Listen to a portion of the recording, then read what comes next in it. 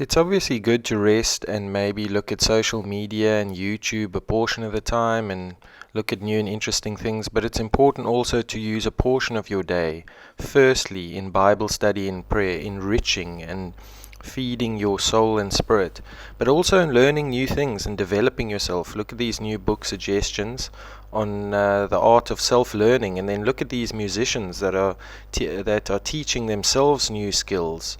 You can start all businesses like this by teaching yourself skills and then starting businesses. As you can see here, the science of self-learning, how to teach yourself anything, learn more in less time, and direct your own education.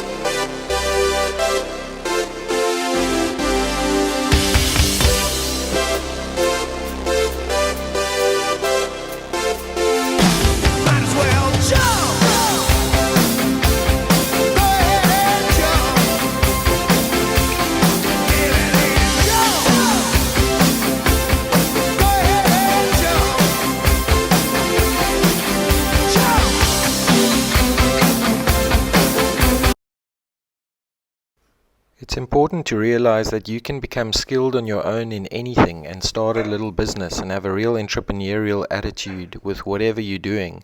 Listen to Elon Musk say he does not require a university degree from anyone he employs.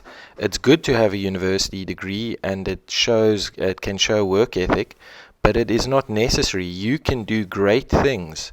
You can train yourself and build up amazing business without a university degree, and it's been shown many times.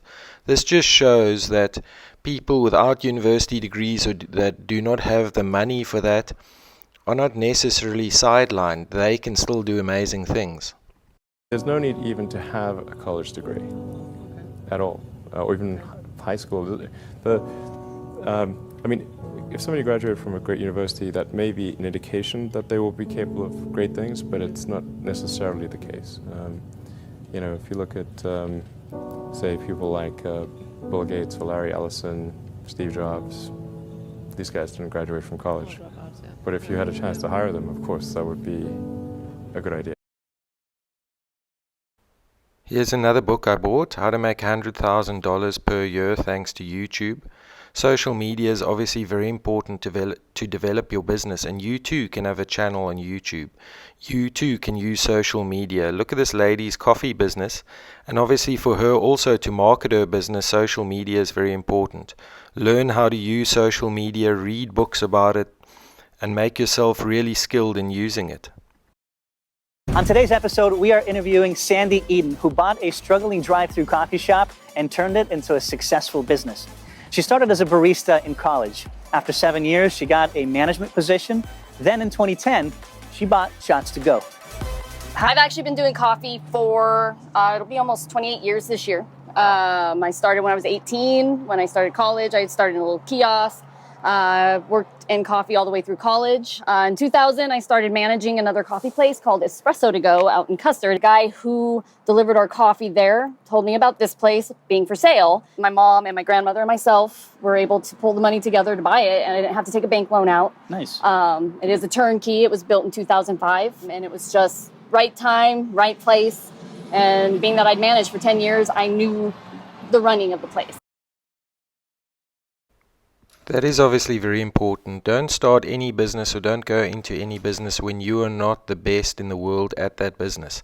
Now, saying the best in the world, I say that in humility, but that's the kind of attitude you must have. Only go into business once you've worked for other people that are very good in that industry and developed yourself into someone who's really good at that business.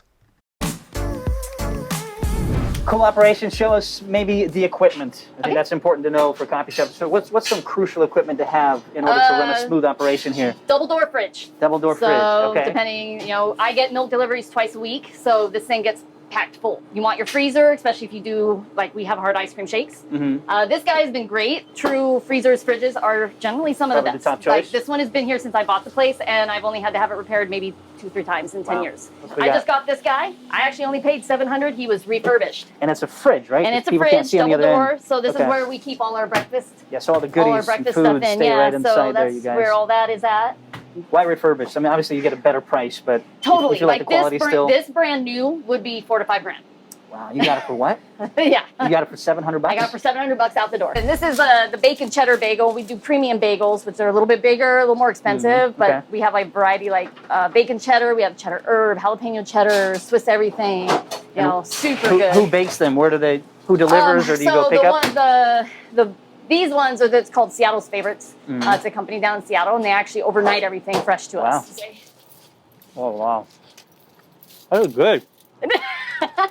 I mean, we have people that come through just for food. They won't come through for drinks. the bacon bits and then the egg and the bagel. And it's everything. No cream cheese needed, huh? You guys make sure you always keep the cameraman well fed. So here's his piece. Here you go, Nick. I provide probably around 75 different flavors. Wow. Caramel and white chocolate sauce. We use these. More sugar? Yes. Do it. I'm going to get sugared up. The sauces are used for, a lot of times we use the sauce on like our ice drinks. The Oh, yeah. caramel On top. sauce is super popular. Caramel macchiatos. Right. You have your caramel lattes. So I'm afraid to guess now, but you know what? Since I said I'm good at guessing, got to do it. I would say you're probably in the 565 range. Maybe a little steep, but I'm going to say 390. you're gonna say 39. Okay. Well, we're done shopping for today, and you definitely came closer than my guess, guys. Check out the total here: $405.82. You guessed 390. You bought this as a struggling business. What gave you the confidence that you can come in and improve on it? It's the location, definitely. Being behind the gas station, want a real coffee. Who wants gas station coffee? That's always in Nobody. a lot of people's heads. So we have drip coffee, so people come over here. And I've just had done it for so long, I just felt like I, could do it. Having a gas station next door, you would say, helps. a Oh, lot. yes. It does. Yes. Okay. So for any business looking for, to build from, say, the ground up, location, a corner Right. spot where there's easy access in and out. What's your lease payment? So my lease payment now is $1,820. When I first bought it, it was $1,650. So my landlord has been awesome and not jumping up my increase. So revenue was, around the 110 when you bought it. And tell us again what your goal is for 2020, 2021. So 2020, we were at 280, 300,000. I'm hoping for 2021 to match that, and Okay. hopefully we get a little better. I think you will. Place is amazing. Food's delicious. Let's talk about overhead a little bit. This is just amazing. This young lady making about $300,000 turnover a year. That's about 4.4 million rand a year out of that little store. So I'd say around 10 to 12 for overhead. Okay. And I'm averaging on a monthly basis, we've been doing between 25 and 34,000 a month. 24. Okay. That's pretty good. So, yeah. Let's touch on that. So what's the highest profit margin drink that you sell and lowest one? I would say our highest profit is actually our Lotus energy drink. It's a concentrate similar to Red Bull, and you just add your flavor, ice, and club soda. And, so say for a 24 ounce, we charge, say $6.52, and my profit margin is probably around $3 on that drink. Wow. It's a really good seller for any coffee stand. So I would say, definitely look into that. That's right. It's With the Red Bull natural energy and drink. Red Bulls, yeah, and it's Gotcha. natural. And Red Bulls are, a huge seller. A lot of places don't realize how big of a seller Red Bull is. Just by itself individually, No, or over the flavor and the ice. Interesting. Oh yeah. Your best month you said was what again in December? December. So Okay. we did 35,000. It was a lot lot of work, but a lot of product went out, so you figure my overhead probably shot up on that month. I haven't done the numbers yet, being that was just in December. What would you think your net would be? Probably my net on that month, I would say, would be like maybe 10 to 15. Okay. So, yeah. So that is a really amazing net profit amount. I mean, that in rands is about 217,000 Rand net profit for the month. So what an incredible lady. Well, coffee's amazing, delicious, food's delicious, and your story is even more incredible than that. So thank you, Sandy. Thank you. It's been a pleasure. It's been a pleasure. Well, that's a wrap, you guys. I hope you really enjoyed us talking to Sandy, the owner of Shots to Go here in Bellingham. It's all about customer service. That's what really stood out to me. That's what keeps people coming back. So focus on that. Take care of your customers. Develop your brain regularly. Read new things. Learn about new things. Debate. Debating is a skill, and the brain is like a muscle. If you don't use it, it becomes like jelly. If you use it, it becomes strong. Many people's problems are that they cannot relate to each other logically. Look at these this one couple who is struggling to understand each other. A person can debate and learn and grow together, and then over time understand each other better and better. This video clip makes a little bit of a joke out of the differences between men and women, but the thing is logic, and each of us must develop ourselves in logic and improve our thinking patterns. It's just, there's all this pressure, And sometimes it feels like it's right up on me, and I can just feel it, like literally feel it in my head, and it's relentless, and I don't know if it's going to stop. I mean, that's the thing that scares me the most, is that I don't know if it's ever going to stop. Yeah. Well, you do have a nail in your head. It is not about the nail. Are you sure? Because, I'll bet if we got that out of there... Stop trying to fix it. No, I'm not trying to fix it. I'm just pointing out that maybe the nail is causing... You always do this. You always try to fix things when what I really need is for you to just listen. No, see, I don't think that is what you need. I think what you need is to get the nail See, you're out. not even listening now. Okay, fine. I will listen. Fine. It's just... Sometimes it's like there's this achy... I don't know what it is. And I'm not sleeping very well at all. And all my sweaters are snagged. All of them. Yeah, that sounds really hard. It is. Thank you. Ow! Oh, come on. Ow. If you would just... Don't... Try to see things my way.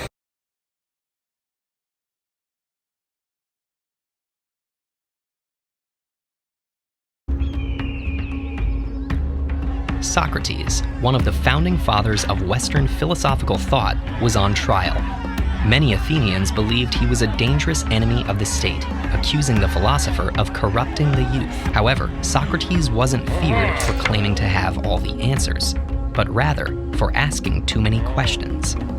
While he loathed formal lectures, the philosopher frequently engaged friends and strangers in lengthy conversations about morality and society.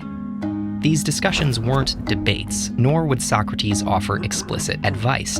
In fact, the philosopher often claimed to know nothing at all, responding to his partner's answers only with further questions. But through this process, Socrates probed their logic, revealing its flaws and helping both parties reach a more robust understanding. These insightful questions made Socrates beloved by his followers. Two of his students, Plato and Xenophon, were so inspired that they replicated their mentor's process. These invented exchanges provide perfect examples of what would come to be known as the Socratic method.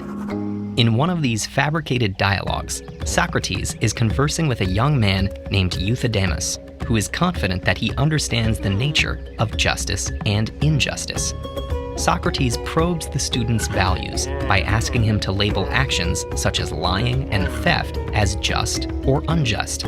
Euthydemus confidently categorizes them as injustices, but this only prompts another question. Is it just for a general to deceive or pillage a hostile army? Euthydemus revises his assertion. He claims that these actions are just when done to enemies, and unjust when done to friends.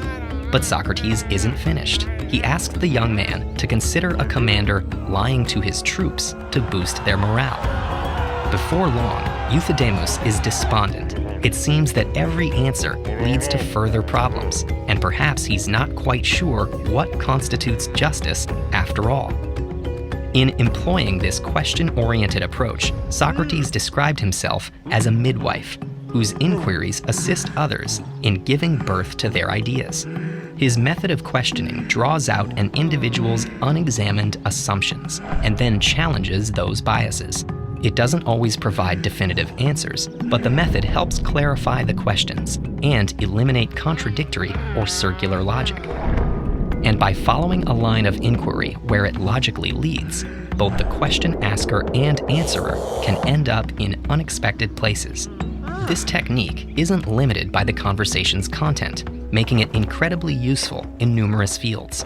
Whatever your business idea, try and make it unique and creative. Look at this water. Even in water and small products, you can make it creative. Beautiful lighting, like in this water, can really make a product stand out. Wood, use design. Look at this knife here that also toasts the bread while cutting it. Or on the beach, look at this special chair that people made.